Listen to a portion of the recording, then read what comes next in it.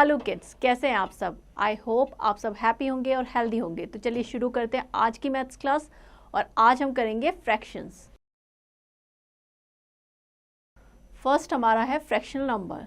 A fraction represent an equal part और part of the whole और a group. Fraction number means part of a whole, means किसी पूरे का एक part, और पार्ट ऑफ अ कलेक्शन, एक collection है किसी चीज उसका एक पार्ट। तो फर्स्ट लेंगे होल पार्ट। होल मीन्स कोई पूरी चीज। A collection of similar object और a full region is called whole. Next है part. A portion of a whole is a part, means पूरे का एक पार्ट है, एक पोर्शन कहलाता है part. Next is fraction as a part of whole. Half, one half. When a whole is divided into two equal part, जब किसी पूरी चीज को टू इक्वल पार्ट में डिवाइड करते हैं, then each part is called one half. तो हर एक पार्ट क्या कहलाएगा? 1/2 of whole. It is written as 1/2 and read as 1/2 और 1/2 और वन हाफ। जैसे कि यहाँ पे देख सकते हैं, इसको दो इक्वल पार्ट में डिवाइड किया है, तो हर एक पार्ट, ये 1/2 होगा और ये भी 1/2, यहाँ पे भी टू इक्वल पार्ट में है, तो ईच पार्ट जो है वो किसको रिप्रेजेंट करता है? 1/2 को। सेम यहाँ पे भी है और यहाँ पे भी। Shaded region represent one half, 1/2। Next is 1/3। When a whole is divided into 3 equal part, जब किसी पूरी चीज को 3 इक्वल पार्ट में डिवाइड करते हैं, then each part is called 1/3 of the whole. It is written as 1/3. 1/3 को हम लिखते हैं 1/3 and read as 1/3 और 1/3. Shaded region represent 1/3 part. यहाँ पे देखिए पूरी चीज को 3 इक्वल पार्ट, 1 2 3, 3 इक्वल पार्ट में डिवाइड किया है। ईच पार्ट किसको रिप्रेजेंट करेगा? 1/3 को। ये भी 1/3 हो जाएगा और ये भी 1/3। सेम यहाँ पे भी ये 1/3, ये 1/3 और ये 1/3। तो 3 1/3 मिला के एक होल पार्ट बनेगा। चलिए आगे बढ़ते हैं। नेक्स्ट है 1/4।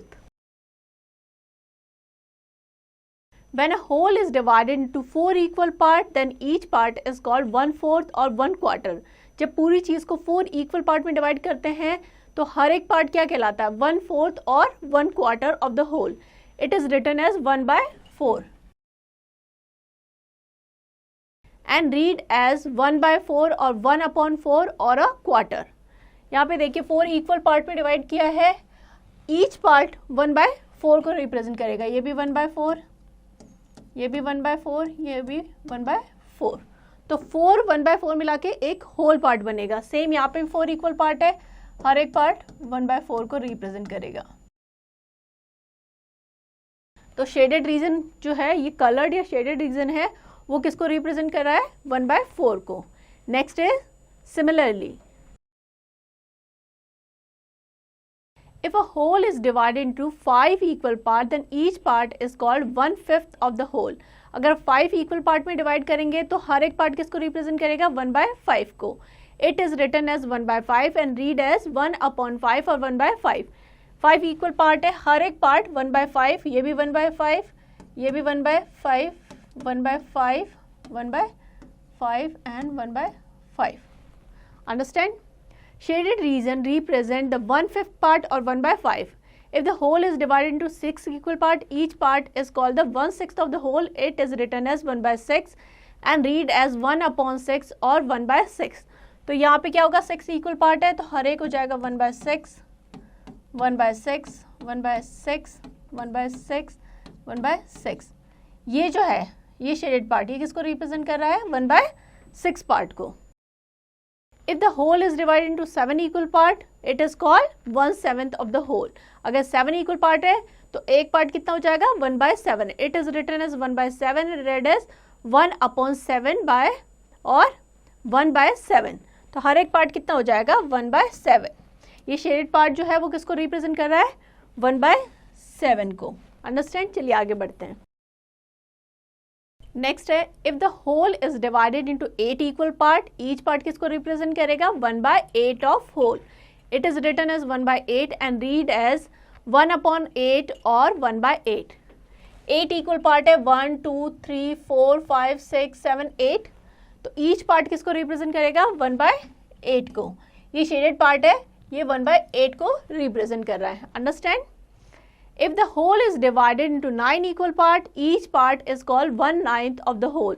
It is written as 1/9 and read as 1/9 और 1/9।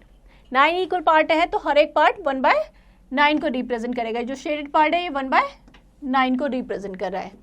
If the whole is divided into 10 equal part, then each part is called 1/10 of whole. अगर 10 इक्वल पार्ट है तो ईच पार्ट कितना हो जाएगा? 1/10। It is written as 1/10 and read as 1/10 और 1/10। यहाँ पे 10 इक्वल पार्ट है तो ईच पार्ट किसको रिप्रेजेंट करेगा? 1/10 को। ये जो शेडेड रीजन है ये है 1/10 part. In this way, you can define 1/10, 1/12, 1/13, 1/14 means कितने इक्वल पार्ट में डिवाइड किया एक पूरे होल को। अगर 10 है तो 1/10, 12 है तो 1/12, 1/13, अगर 13 इक्वल पार्ट है तो उसके अकॉर्डिंग हम फ्रैक्शन लिखेंगे। If the whole is divided into 3 equal part, then 2 part of them is called 2/3 of the whole. It is written as 2/3 and read as 2/3 और 2/3।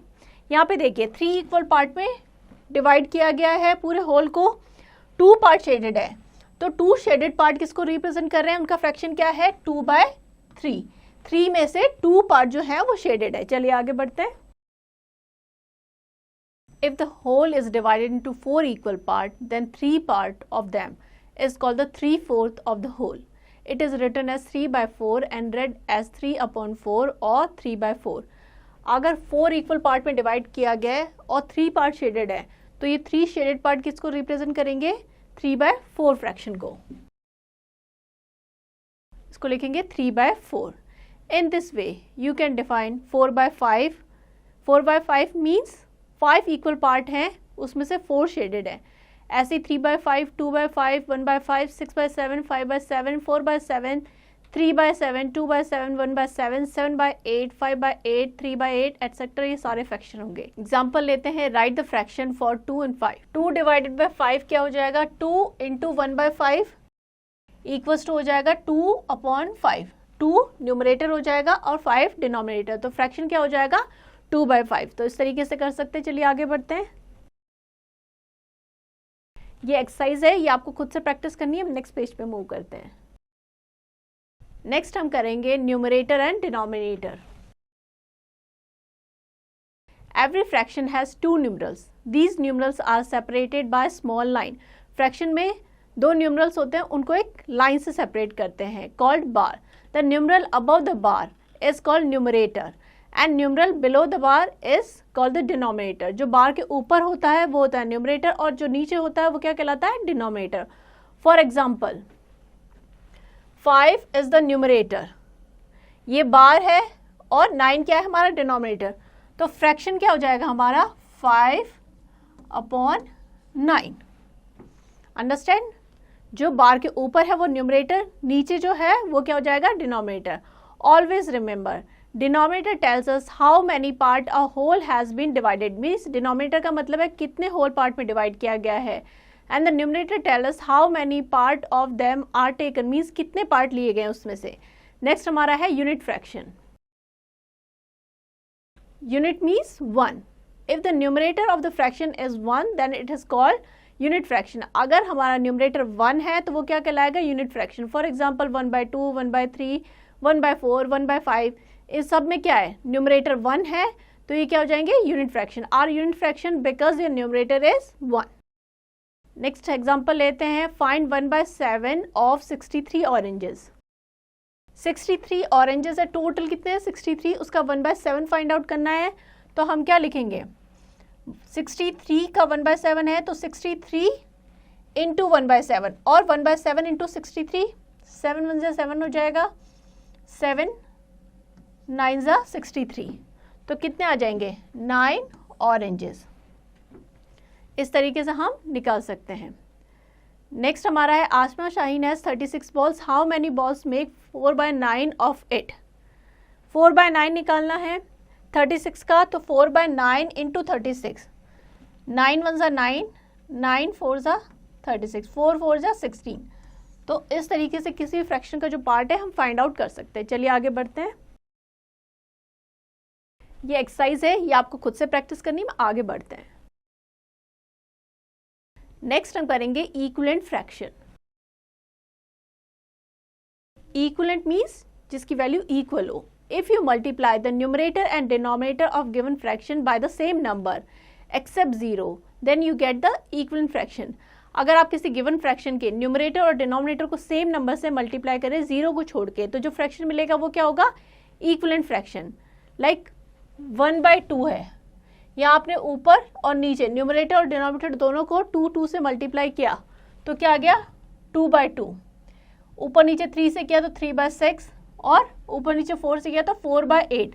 तो जितने भी फ्रैक्शन है 1/2 एंड 2/2, ये 2/4 होगा, 2/4, 3/6 एंड 4/8, ये सारे क्या हो जाएंगे? Equivalent fraction.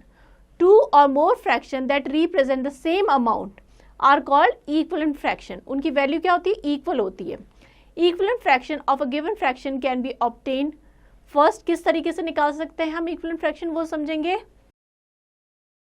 फर्स्ट है by multiplying its numerator and denominator with the same number except 0. For example, the given fraction 1/6 है, इसका इक्विवेलेंट फ्रैक्शन निकालना है तो हम न्यूमरेटर और डिनोमिनेटर को सेम नंबर से मल्टीप्लाई करेंगे। यहाँ पे हमने ऊपर नीचे 2 से किया तो आ गया 2/12। अगर 3 से करेंगे तो 3/18, 4 से करेंगे तो 4/24। तो जितने भी फ्रैक्शन है 1/6, 2/12, 3/18 एंड 4/24, ये क्या हो जाएंगे? सारे इक्विवेलेंट फ्रैक्शन। सेकंड मेथड क्या है हमारा? By dividing it's numerator and denominator with the same number except 0। Numerator और डिनोमिनेटर को सेम नंबर से डिवाइड करेंगे 0 को छोड़ के। जैसे कि यहाँ पे 2/12 है, ऊपर नीचे हमने 2 से डिवाइड किया तो क्या आ गया? 1/6। 3/18 है, उसको न्यूमरेटर और डिनोमिनेटर को हमने 3 से डिवाइड किया तो क्या आ गया? 1/6। एंड यहाँ 2/24 है, इसको न्यूमरेटर और डिनोमिनेटर को हमने 4 से डिवाइड कर दिया तो क्या आ गया? 1/6। तो जो फ्रैक्शन है 1/6, 2/18 एंड 4/24, ये क्या हो जाएंगे? Equivalent fraction. The numerator and denominator of the fraction 1/6, 2/18, 4/24 are divided by 2, 3 and 4 to get the new fraction which is equivalent to the original fraction. तो इस तरीके से हम 2 मेथड है, मल्टीप्लाई करके और डिवाइड करके इक्विवेलेंट फ्रैक्शन फाइंड आउट कर सकते हैं। चलिए आगे बढ़ते हैं। नेक्स्ट हम करेंगे ascending and descending order of fraction number. Ascending means बढ़ते क्रम में एंड डिसेंडिंग मीन्स घटते क्रम में। If the numerator of the given fraction are same then the bigger fraction has the smaller denominator. अगर न्यूमरेटर जो है दोनों फ्रैक्शन का सेम है तो जिसका भी बिगर फ्रैक्शन कौन सा होगा? जिसका डिनोमिनेटर स्मॉलर होगा। एग्जांपल लेते हैं, right the smallest fraction of 4/5, 4/7, 4/9 and 4/11 and arrange them in ascending and descending order.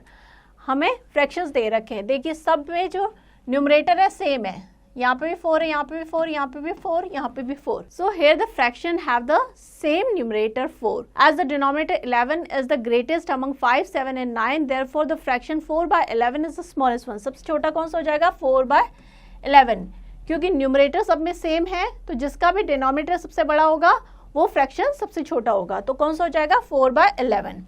अब हमें इसको असेंडिंग ऑर्डर यानी कि बढ़ते क्रम में, सबसे छोटा फिर उससे बड़ा फिर उससे बड़ा, तो सबसे छोटा कौन सा हो जाएगा?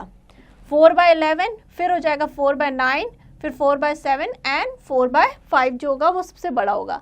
डिसेंडिंग ऑर्डर हम इसको रिवर्स कर देंगे, पहले आ जाएगा 4/5, फिर 4/7, फिर 4/9, फिर 4/11। तो डिसेंडिंग ऑर्डर क्या हो जाएगा हमारा? 4/5, 4/7, 4/9 एंड 4/11। तो इस तरीके से हम कंपेयर कर सकते हैं, उनको असेंडिंग और डिसेंडिंग ऑर्डर में इजीली अरेंज कर सकते हैं। चलिए आगे बढ़ते हैं। If the denominator of the given fraction are same, then the bigger fraction has the larger numerator.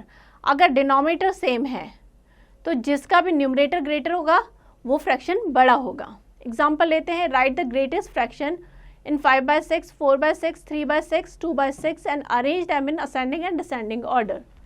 हमें फ्रैक्शंस दे रखे हैं यहाँ पे क्या है, डिनोमिनेटर सेम है, यहाँ पे भी 6, यहाँ पे भी 6, यहाँ पे भी 6 और यहाँ पे भी 6।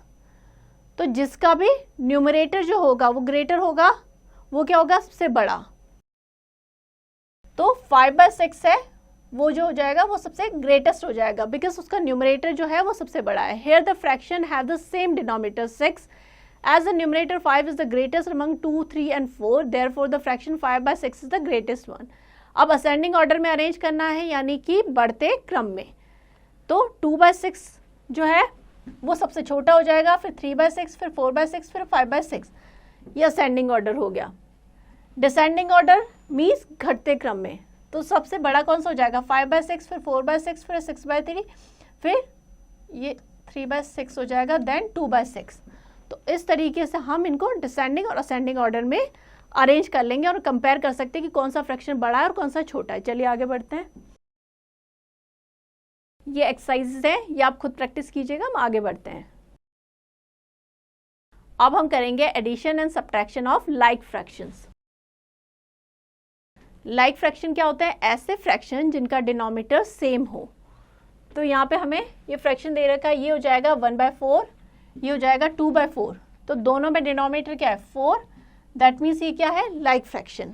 लाइक फ्रैक्शन को ऐड करते हुए हम क्या करते हैं, न्यूमरेटर को ऐड कर देते हैं दोनों के, और जो कॉमन डिनोमिनेटर है उसको एज इट इज नीचे लिख देते हैं। तो ये हो जाएगा 1/4 प्लस 2/4। तो ये हो जाएगा 1 + 2, न्यूमरेटर को ऐड कर दिया और 4 को जो दोनों में कॉमन है वो नीचे लिख दिया। तो ये हो जाएगा 3/4। तो इस तरीके से हम जो लाइक फ्रैक्शन है उसको इस तरीके से ऐड करेंगे। नेक्स्ट, इसमें भी इसी तरीके से करना है। लाइक फ्रैक्शन है, न्यूमरेटर को ऐड करेंगे और डिनोमिनेटर जो कॉमन है उसको इस तरीके से लिख देंगे। The sum of 2 or more fraction having the same denominator that is equals to sum of numerator. Means अगर डिनोमिनेटर सेम है तो न्यूमरेटर का सम करेंगे और नीचे डिनोमिनेटर का लिख देंगे। After addition of fraction obtain should be reduce to the lowest term. Add करने के बाद हम क्या करते हैं, हमें हमेशा फ्रैक्शन को लोएस्ट टर्म में लिखना होता है। मीन्स उनका जो HCF है उससे दोनों नंबर को डिवाइड करेंगे। नेक्स्ट एग्जांपल लेते हैं। Find the sum of 1/9 plus 4/9। Sum निकालना है। देखिए दोनों में डिनोमिनेटर सेम है, दैट मीन्स ये क्या है, लाइक फ्रैक्शन। मीन्स इनके न्यूमरेटर को ऐड कर देंगे और डिनोमिनेटर को जो कॉमन है उसको नीचे लिख देंगे। तो ये हो जाएगा 1 + 4/9 यानी कि 5/9। अब देखिए 5/9 में क्या है, दोनों में 1 के अलावा कुछ भी कॉमन नहीं है। मीन्स ये लोएस्ट टर्म है तो उसको आगे हमें डिवाइड करने की जरूरत नहीं है। नेक्स्ट एग्जांपल लेते हैं। Rajan read 3/5 of book on Monday and 1/5 book on Tuesday. How much of the book has Rajan read on both day. Means how much means दोनों दिन का निकालना है। मीन्स टोटल करेंगे। मंडे को पढ़ा है 3/5, ट्यूसडे को 1/5, तो ऐड कर देंगे तो यह आ जाएगा 4/5। मीन्स दोनों दिन में मिला के टोटल 4/5 जो है वो बुक को पढ़ा गया है। चलिए आगे बढ़ते हैं।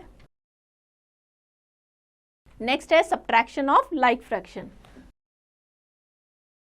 सेम वे जैसे हमने एडिशन किया था वैसे ही लाइक फ्रैक्शन का सब्ट्रैक्शन भी करेंगे। The difference between the two fraction having the same denominator. यहाँ पे हम क्या करेंगे, सब्ट्रैक्शन करेंगे, डिफरेंस निकालेंगे। Difference between numerator and upon denominator.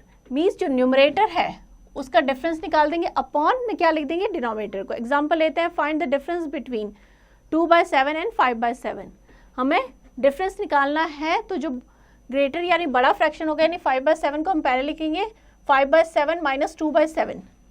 Same like fraction है, दोनों का डिनोमिनेटर सेम है तो न्यूमरेटर को सब्ट्रैक्ट कर देंगे। 5 - 2 यानी कि 3/7। तो इस तरीके से हम निकाल लेंगे। नेक्स्ट हमारा है Sushmit was given 7/9 of cake, she gave away 2/9 of the cake to her brother and how much cake is left with है। टोटल कितना था 7/9, उसमें से 2/9 उसने अपने ब्रदर को दे दिया तो कितना बच गया। हम क्या करेंगे 7/9 में से 2/9 सब्ट्रैक्ट करेंगे तो हमारा आ जाएगा 5/। So Sushmita has 5/9 of the cake now. अब उसके पास कितना बच गया है 5/9। तो इस तरीके से हम कितना बचा है वो निकाल सकते हैं सब्ट्रैक्ट करके। चलिए आगे बढ़ते हैं। नेक्स्ट ये एक्सरसाइज है जो अभी तक हमने पढ़ा है उसी से रिलेटेड है, तो ये आपको खुद से करनी है। आई होप आपको ये कॉन्सेप्ट समझ में आ गया होगा, तो इस चैप्टर को अच्छे से प्रैक्टिस कीजिएगा।